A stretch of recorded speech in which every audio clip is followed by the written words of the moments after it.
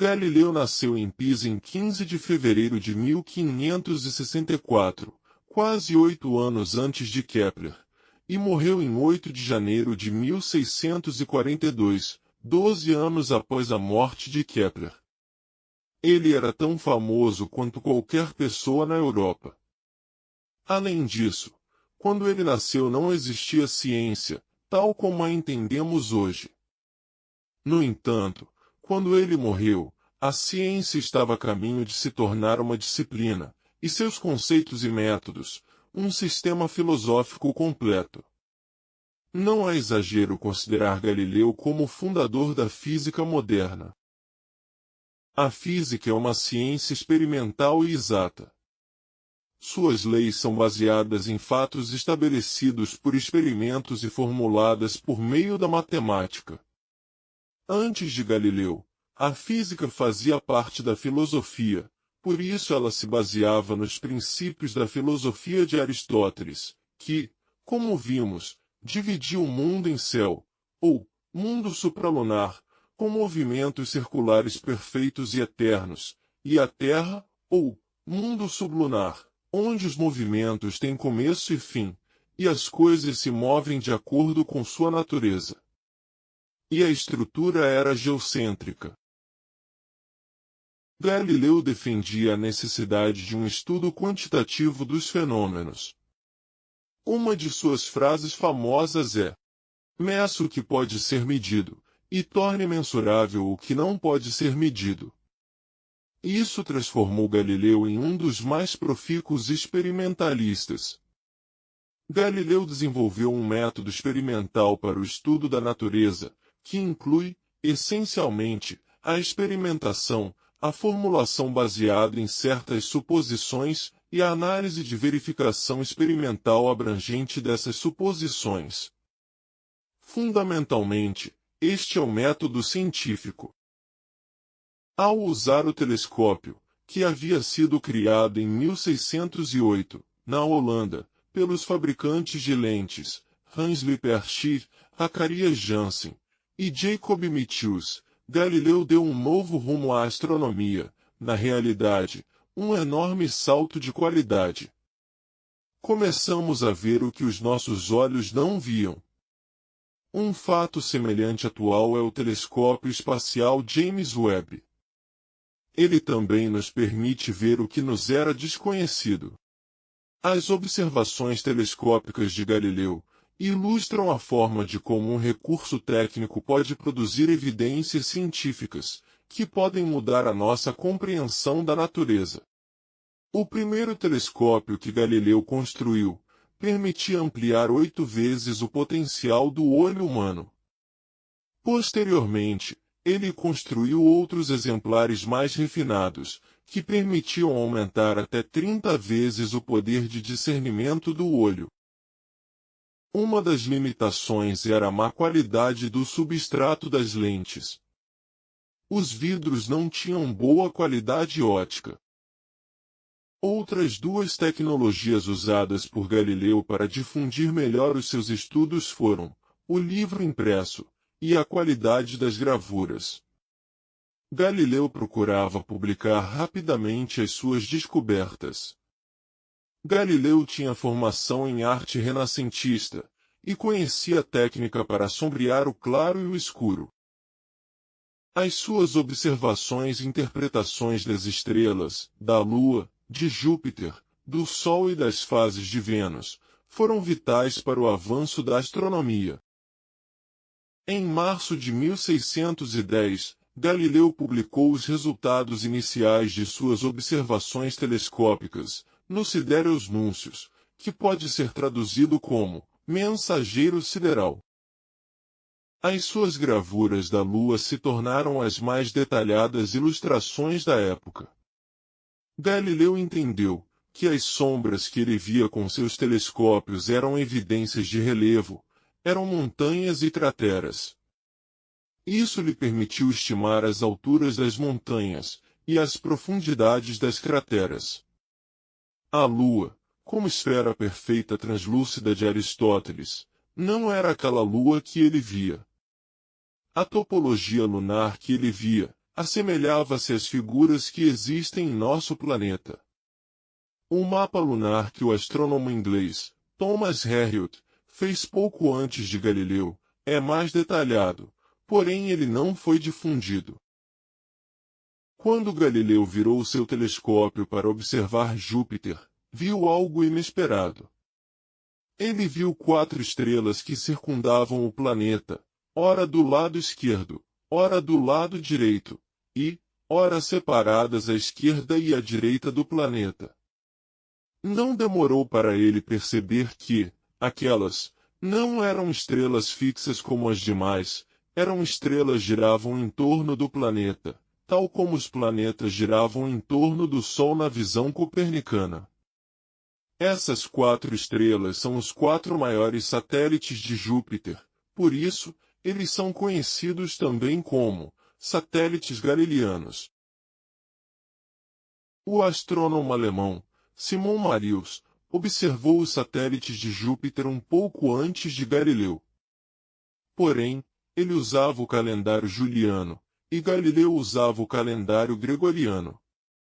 Assim, a carta em que Galileu anuncia as suas observações aparece com data equivalente a um dia de antecedência em relação à comunicação de Simon Marius.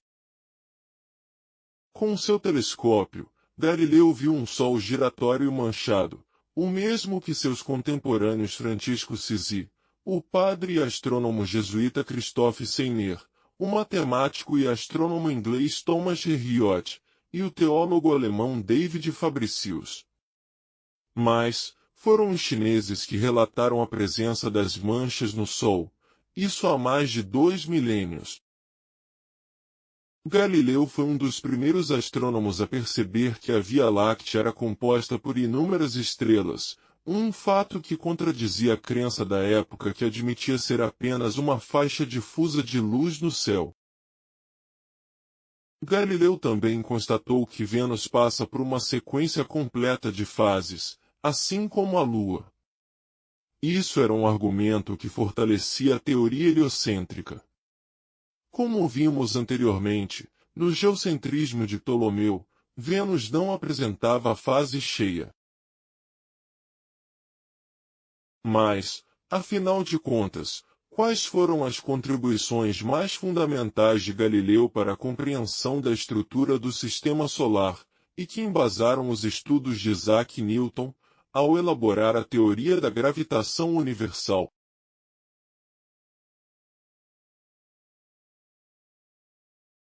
Foram os seus estudos da dinâmica dos movimentos.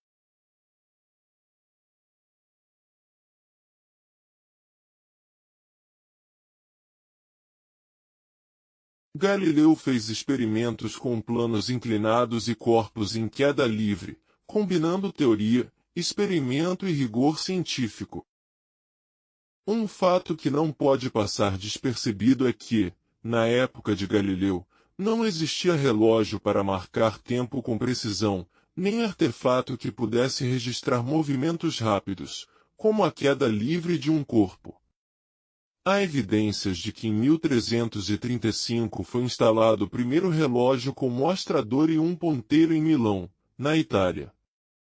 O ponteiro dos minutos apareceu por volta de 1670. No entanto, a imprecisão era elevada. Conta-se que, observando o movimento de um lustre, ou de um botafumeiro com incenso em igreja, Galileu percebeu a constância do movimento, ou seja, que a oscilação não variava. Ele fez isso, comparando a oscilação do pêndulo com o ritmo cardíaco. O ritmo cardíaco é relativamente constante se o corpo permanece na mesma condição, por exemplo, sentado. Se é verídico ou não, o fato é que Galileu percebeu a constância de oscilação de um pêndulo. Ele fez vários experimentos com pêndulos, e descobriu que a oscilação não dependia do peso preso ao fio. A oscilação dependia do tamanho do fio. O relógio de pêndulo é uma aplicação prática desse princípio físico. Então, Galileu passou a usar pêndulos para marcar o tempo nos seus experimentos. Essa descoberta das propriedades do pêndulo por Galileu em 1582 tornou os relógios mecânicos muito mais precisos. Mesmo assim, marcar tempo em um experimento com objeto em queda livre era muito complicado na época. O objeto cai muito rápido. E como Galileu resolveu esse impasse? Ele usou plano inclinado e esferas. Ele usou esfera, porque ela tem pontos de contato muito pequenos. Por isso, o atrito dela com a superfície é mínimo. A esfera desliza quase que livremente em uma superfície lisa. Ele usou plano inclinado, em forma de canaleta, porque o movimento da esfera sobre ela é bem mais lento do que o movimento dela em queda livre. Com isso, ficava mais prático para ele medir o tempo com precisão.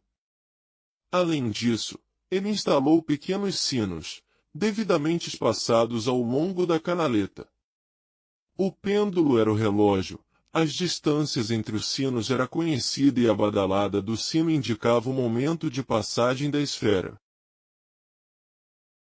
Hoje, nós conseguimos registrar um projétil em movimento. A câmera Corden, modelo 510, por exemplo, é capaz de produzir 25 milhões de quadros por segundo. Em um plano inclinado, as forças que agem sobre a esfera podem ser decompostas. No caso da bola descendo a canaleta inclinada, nós temos três forças atuando na esfera. A força da gravidade atuando na direção da vertical, a força de deslocamento paralela ao plano, que desloca a esfera na direção do plano inclinado, e uma força perpendicular à canaleta. Com essas três forças, e o tempo, Galileu desvendou os fundamentos da cinemática.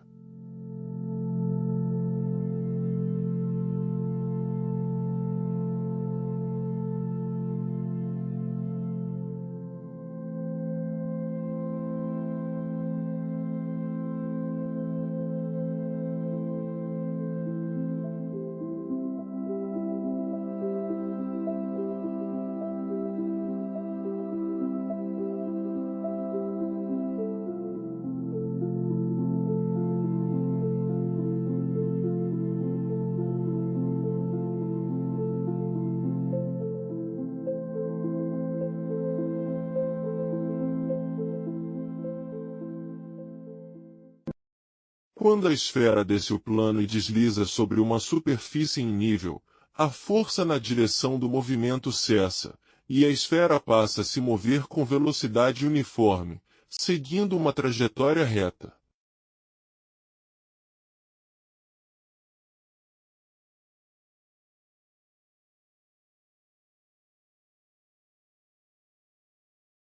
Ou seja, na ausência de força, a esfera move-se com movimento retilíneo uniforme. De forma genérica, essa lei da natureza pode ser expressa da seguinte maneira.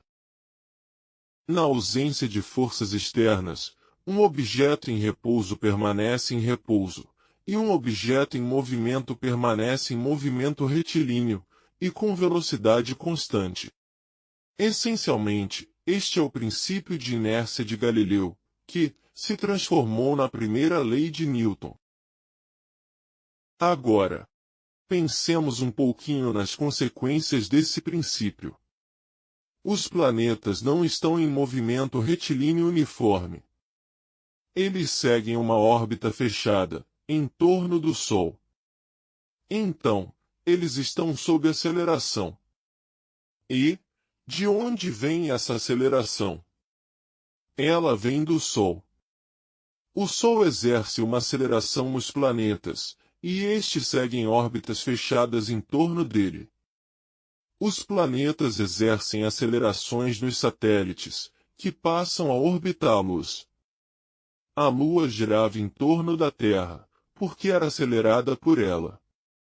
Os 4 satélites de Júpiter orbitavam o planeta porque eram acelerados por ele. Outro experimento fundamental de Galileu foi o da queda livre, que muitas vezes está associada àquela famosa e folclórica experiência da Torre de Pisa. Segundo o folclore, Galileu deixou cair pedras de diferentes tamanhos, e notou que elas atingiam o solo no mesmo instante. Uma pedra grande e outra pequena atingiam o chão no mesmo instante. A lei da queda livre, descoberta por Galileu, diz que um corpo em queda livre, a partir do repouso, percorre uma distância proporcional ao quadrado do tempo decorrido. E o que revela essa experiência? Revela que a força varia de acordo com a massa. Quanto maior for a massa, maior será a força atuante sobre ela. É uma relação direta. Os corpos em queda livre atingem o solo no mesmo instante, porque a aceleração da gravidade é a mesma em todos eles. Quando caem, uma pedra e uma pena sofrem a mesma aceleração. Logo, ambas atingem o solo no mesmo instante. Em condições normais, isso não acontece, porque a pena sofre atrito com o ar e demora para cair. Mas, há experimentos em câmaras de vácuo, que mostram que um corpo massivo e uma pena atingem o chão no mesmo instante.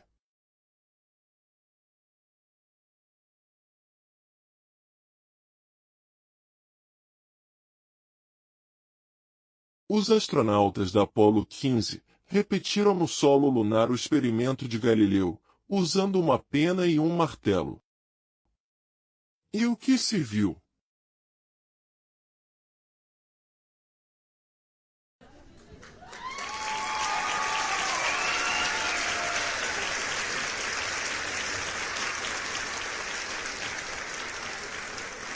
Viu-se que o homem estava certo. If I have seen further, it is by standing on the shoulders of giants. Essa frase parece ter sido dita por Isaac Newton. Apesar de Newton ser reconhecido como um dos maiores físicos de todos os tempos, ele reconhecia que, sem as ideias daqueles que, antes dele, deram grandes contribuições ao nosso conhecimento, a sua teoria universal da gravitação poderia não ter existido. Isaac Newton nasceu na Inglaterra, em 4 de janeiro de 1643, e faleceu em 31 de março de 1727. Como nessa época a Inglaterra usava o calendário juliano, Newton nasceu na noite de Natal, 25 de dezembro, de 1642, em uma família pobre de agricultores.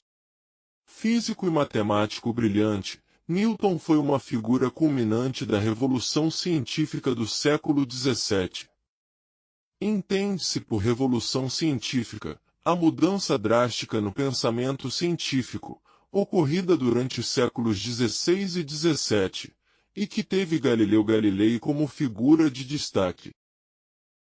Além de suas contribuições científicas, Newton também se dedicou a estudos relacionados à religião e alquimia. Newton tem muitos trabalhos nessas áreas.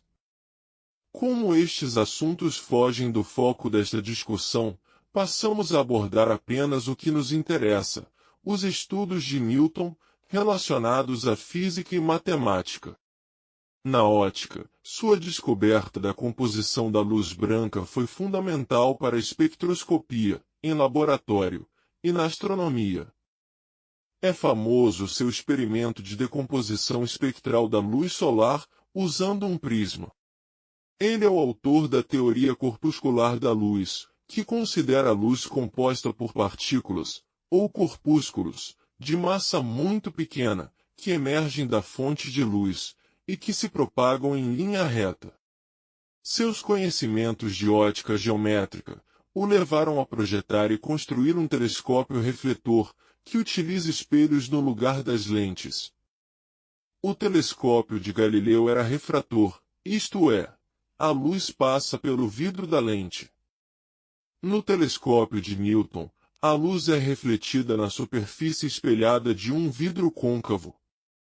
Essa técnica é bem mais eficiente, por isso, predomina nos telescópios atuais, sobretudo nos grandes telescópios de solo, ou espaciais. Mas, foi na dinâmica dos movimentos que seus estudos se tornaram um marco na física. Para desenvolver seus trabalhos em mecânica, Newton desenvolveu uma estrutura teórica coesa para o cálculo infinitesimal, baseado em trabalhos de matemáticos antecessores. Mas, ele não estava só quando fez isso. Gottfried Wilhelm Leibniz, um proeminente filósofo e matemático alemão, estava trabalhando nesse tema independentemente de Newton. A notação que usamos atualmente no cálculo infinitesimal é a de Leibniz. O cálculo infinitesimal, também conhecido como cálculo diferencial integral, é um ramo desenvolvido a partir da álgebra e da geometria, e que se aplica ao estudo de taxas de variação de grandezas. O seu livro, Princípios Matemáticos da Filosofia Natural, publicado em 1687, foi uma das obras mais importantes da história da ciência moderna. É evidente que a história da maçã é folclórica. Ninguém teria uma ideia original tão brilhante quanto a gravitação, porque uma maçã esborracha em sua cabeça. A perspicácia de Newton foi associar a força com que a Terra atraiu a maçã, com a força que a Terra exerce na Lua. Ou seja, a maçã e a Lua eram atraídas pela Terra, por conta de uma força. Por esta ilustração é fácil perceber que a força aponta para o centro da Terra. Da mesma forma, a Lua é atraída pela Terra, por isso ela está em movimento orbital. A Terra circula em torno do Sol, porque ele atrai com sua força. Essa força atrativa já era questionada por Galileu, pois se ela não existisse, a Terra não teria uma órbita fechada em torno do Sol. Sem um agente externo atuando na Terra, a sua trajetória seria retilínea. Era isso que dizia o princípio da inércia. O caminho para se chegar à lei da gravitação universal começa com 3 leis básicas da mecânica newtoniana. Antes de fazermos uma abordagem bem objetiva destas 3 leis, é oportuno lembrar que, em física, velocidade, aceleração, força são grandezas vetoriais. A velocidade com que um corpo se move tem um módulo, ou seja, um valor, uma direção e um sentido.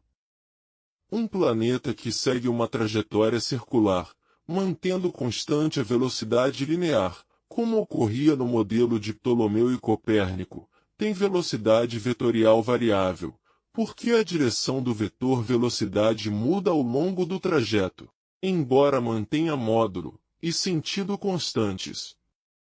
Na trajetória elíptica, do modelo de Kepler, a velocidade vetorial muda em módulo e direção, só o sentido é mantido. Posto isto, vamos à discussão das 3 leis de Newton. Para tanto, vamos aproveitar vídeos produzidos por astronautas da NASA, a bordo da Estação Espacial Internacional, em ambiente de microgravidade. A primeira lei da mecânica de Newton é a lei da inércia, ou o princípio de inércia. Basicamente, é a inércia de Galileu. É um princípio básico na mecânica. Esta primeira lei pode ser enunciada de diferentes maneiras, por exemplo. Um corpo mantém seu estado dinâmico na ausência de uma força externa. Se estiver em movimento, a velocidade será constante e a trajetória será uma reta. Quando o astronauta solta sua câmera, sem dar qualquer impulso nela, a câmera permanece suspensa e em repouso.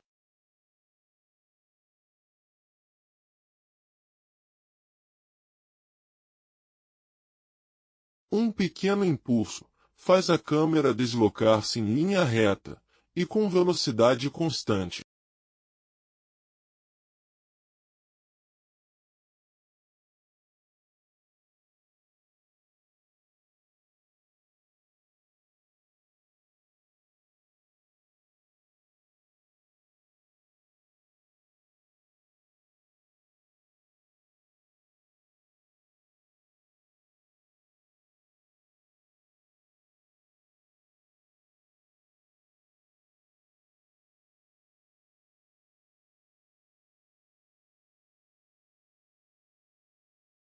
Uma maneira de definir a segunda lei de Newton pode ser esta.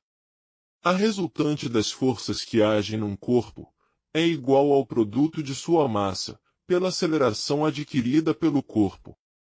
Ou seja, a aceleração de um objeto depende da força líquida que atua nele, assim como da sua massa. Este vídeo ilustra bem os efeitos que uma mesma força causa em objetos de massas diferentes. Quanto menor for a massa do objeto, menor será a sua inércia, e maior será a aceleração adquirida pelo corpo.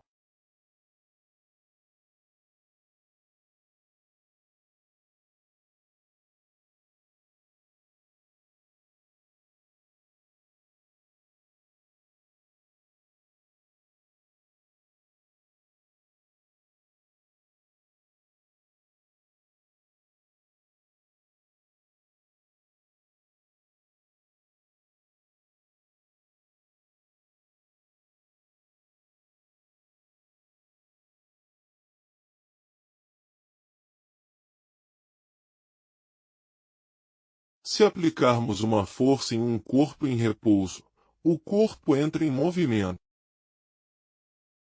Se aplicarmos uma força em um corpo em movimento, ele pode ser acelerado, se a força for no mesmo sentido do movimento.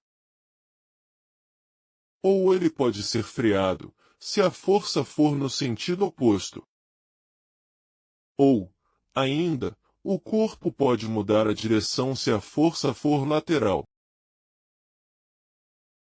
A terceira lei de Newton trata da interação entre dois corpos. Segundo essa lei, quando dois corpos interagem, eles exercem forças iguais em magnitude e direção, mas opostas no sentido.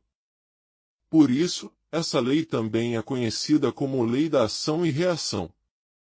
Para cada ação, há uma reação igual, porém oposta. Forças iguais em magnitude e direção não significa que o resultado sobre cada corpo seja o mesmo. Quanto maior for a diferença entre as massas dos dois corpos interagentes, maior será a diferença entre as acelerações causadas pelas forças atuantes. Recorrendo novamente ao vídeo dos astronautas no espaço, é possível ver esse efeito claramente. Quando o astronauta empurra a bola, ela sai acelerada, mas o astronauta fica praticamente parado. Como a massa da bola é bem menor do que a do astronauta, o efeito da aceleração sobre a bola é bem maior, por isso ela sai acelerada. O astronauta não. O efeito sobre ele é muito pequeno. Mas, quando as massas são parecidas, o efeito da aceleração, o empurrão, é praticamente o mesmo sobre ambos os astronautas.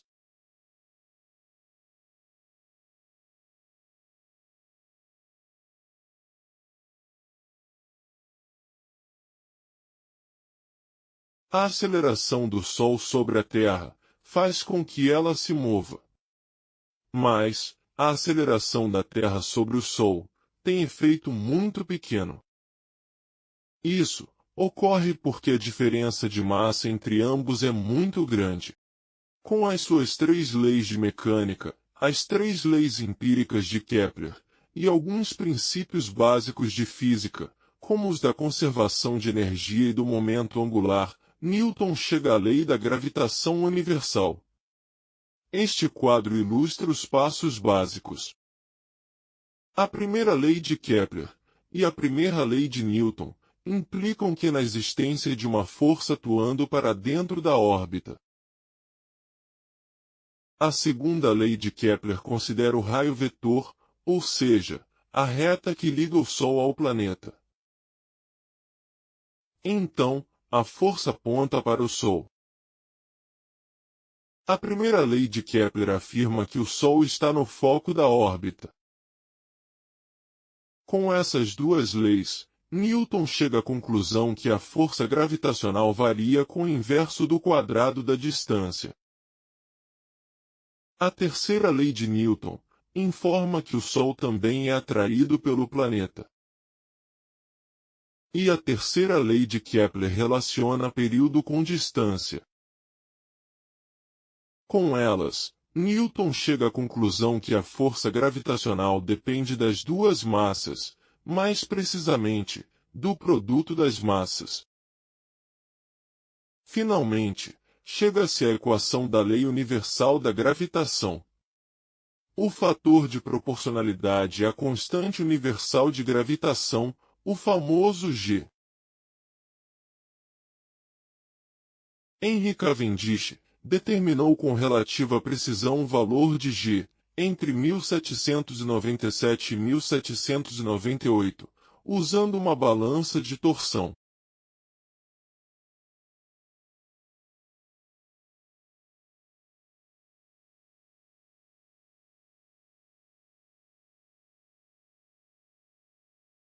Lembra-se dos axiomas de Copérnico?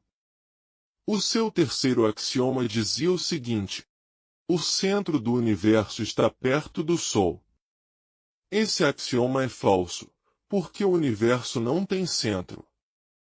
Mas, o sistema solar tem, e o centro está perto do Sol, mas não no Sol. Quando se analisa a dinâmica de dois corpos, por exemplo, Sol-Terra, Sol-Júpiter, Terra-Lua, e outros, deve-se considerar o centro de massa do sistema, também conhecido por baricentro. Em um sistema de dois corpos de massas distintas, o baricentro está entre os corpos, mais perto do corpo mais massivo. Se o corpo maior for bem mais massivo, então o baricentro estará perto do seu centro. O produto da massa pela distância ao baricentro é igual para os dois corpos. Veja estes exemplos de movimentos em torno do baricentro. O baricentro do sistema Terra e Lua está a 1/3 do raio da Terra, abaixo da superfície. O baricentro de Plutão e seu satélite Caronte está fora de Plutão, ou seja, ambos orbitam o baricentro. Em um sistema de multicorpos, que é o caso do Sistema Solar, a posição do baricentro depende da configuração geométrica de todos os corpos. Os maiores planetas do Sistema Solar, sobretudo Júpiter e Saturno, são os que influenciam mais na posição do baricentro, porque as suas massas são significativas. Planetas pequenos e satélites influenciam pouco, mas influenciam. Percebeu o detalhe? Pois é, chegamos onde queríamos. O centro do sistema solar não é o Sol. É o baricentro do sistema solar. Agora, você vai entender o significado da imagem de abertura dos vídeos.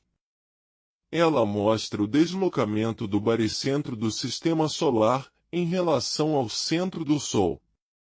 Ou, o deslocamento do centro do Sol em relação ao baricentro. Durante esse período, entre 1945 e 1996, o centro do Sol esteve muito próximo do baricentro nos anos 1950, 1951, 1990 e 1991. Esta outra ilustração mostra onde estaria o baricentro atualmente. Portanto, fica claro que Newton não provou que o sistema solar é heliocêntrico. Ele demonstrou que o sistema solar é baricêntrico, assim como qualquer sistema gravitacional. A esta altura, você deve estar se perguntando: se Newton já nos mostrou onde fica o centro de um sistema gravitacional, como o solar, por que devemos nos lembrar de Einstein? Uma boa resposta pode ser o título de um livro de Carlo Rovelli, físico teórico e excelente divulgador científico. Este livro, A Realidade, não é o que parece. Einstein publicou a teoria da relatividade geral, 229 anos depois de Newton publicar princípios matemáticos da filosofia natural, com a lei de gravitação universal. Ambas têm sido testadas desde as respectivas publicações, e mantêm-se corretas. As diferenças entre a visão clássica, de Newton, e a visão relativística, de Einstein, podem ser resumidas da seguinte maneira. A gravitação newtoniana considera uma força atrativa, que atua instantaneamente entre corpos com massas. Essa força, que é descrita pela lei da gravitação universal, estabelece que a força atrativa é diretamente proporcional ao produto das massas dos corpos, e inversamente proporcional ao quadrado da distância entre eles. Já na relatividade geral de Einstein, a gravidade é vista como a curvatura do espaço-tempo, causada pela presença de massa e energia. Neste caso, os corpos em movimento seguem trajetórias curvas no espaço-tempo, porque o espaço-tempo é curvado pela presença de massa e energia. Isso resulta na sensação de existência de uma força de atração gravitacional. Ou seja, na relatividade geral, a gravidade não é considerada uma força no sentido tradicional, mas, sim, uma consequência da geometria do espaço-tempo. De forma bem resumida, pode-se dizer que a principal diferença entre os dois conceitos de gravitação é que, enquanto a gravitação newtoniana descreve a gravidade como uma força atrativa, a relatividade geral a interpreta como a curvatura do espaço-tempo, devido à presença de massa e energia. E como escolher a melhor opção? A gravitação newtoniana é suficiente, e mais simples para a maioria das situações cotidianas, e em escalas onde as velocidades envolvidas são muito menores do que a velocidade da luz. É adequada para descrever o movimento de corpos celestes no sistema solar. Mas, o caso particular da precessão do eixo orbital de Mercúrio, causada pela grande proximidade do planeta ao Sol, só pode ser explicada pela relatividade geral.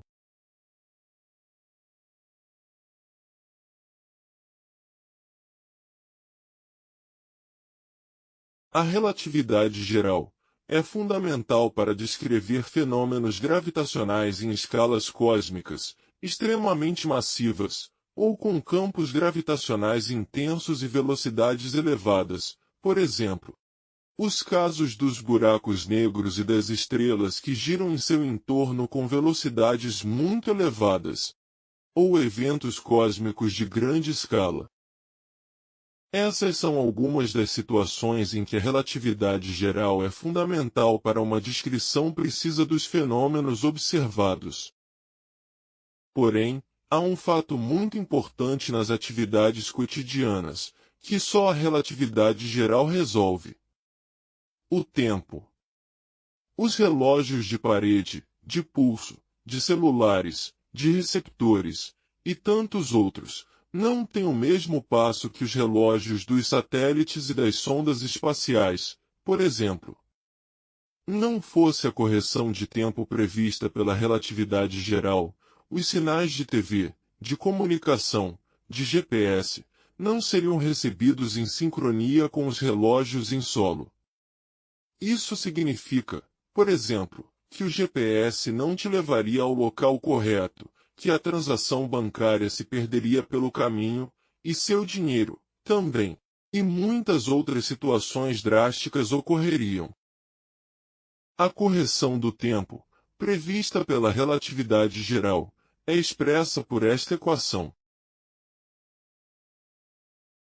Tr é o tempo marcado pelo relógio em repouso, por exemplo, de pulso, de instrumentos em solo, de receptores, e outros. Tm é o tempo marcado pelo relógio em que está em um equipamento em movimento, por exemplo, satélites de comunicação, de GPS, em sondas e telescópios espaciais, e outros. V é a velocidade com que esses equipamentos se movem. E c é a velocidade da luz no vácuo, que é 300.000 km por segundo. Repare que, se a velocidade desses equipamentos for pequena, em comparação com a velocidade da luz, a fração v ao quadrado, sobre c ao quadrado é quase zero. Logo, a correção de tempo é diminuta. A sonda espacial Parker, desenvolvida pela NASA para orbitar o Sol, deverá atingir a velocidade máxima de 700.000 km por hora, o que equivale a cerca de 195 km por segundo. É muito rápida. Porém, essa velocidade equivale, apenas, a 65 centésimos, de milésimos, da velocidade da luz. Em um ano, o relógio da sonda apresentará uma diferença de 7 segundos, aproximadamente.